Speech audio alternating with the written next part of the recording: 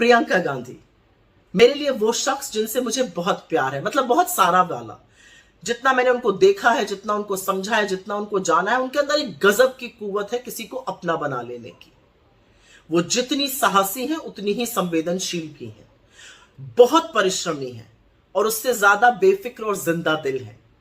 असलियत यह है कि उनके साथ काम करना कभी बोझिल लगता ही नहीं है, क्योंकि सारा काम इतनी हंसी खुशी में हो जाता है कि पता ही नहीं चलता है।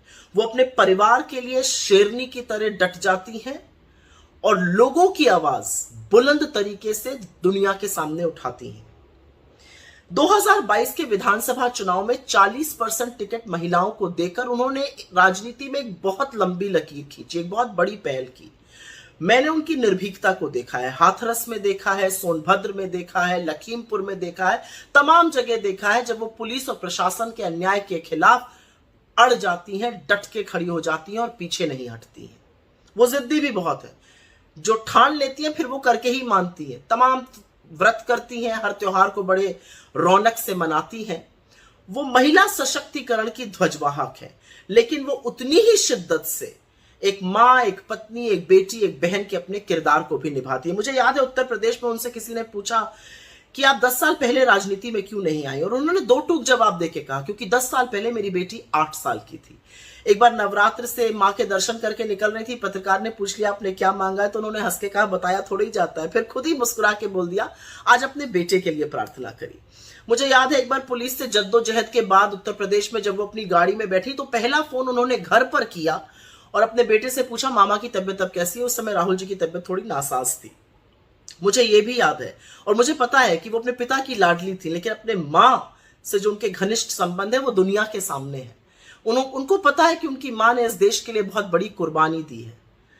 और मुझे वो दिन याद है जब सोनिया जी अपना पदभार खरगे जी को सौंप रही थी और उनकी एक फोटो खींची थी, और उस फोटो में सोनिया जी के हाथ में राजीव जी की तस्वीर थी।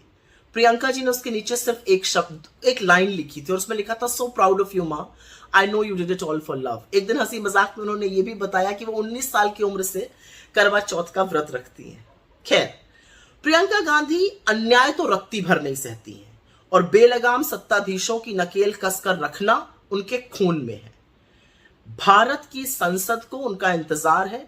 उन्होंने संगठन को मजबूत करने के लिए सतत काम किया है। उन्होंने तमाम समस्याएं पर्दे के पीछे रहकर सुलझाई हैं।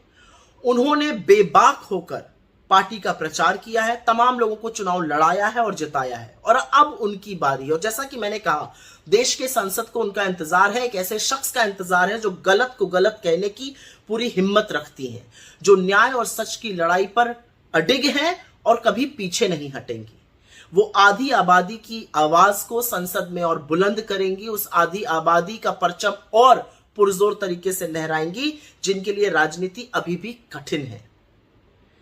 इस देश की तमाम उम्मीदों का कारवां और बेपनाह मोहब्बत का सैलाब आपसे एक ही बात कह रहा है प्रियंका जी, विजयी भव।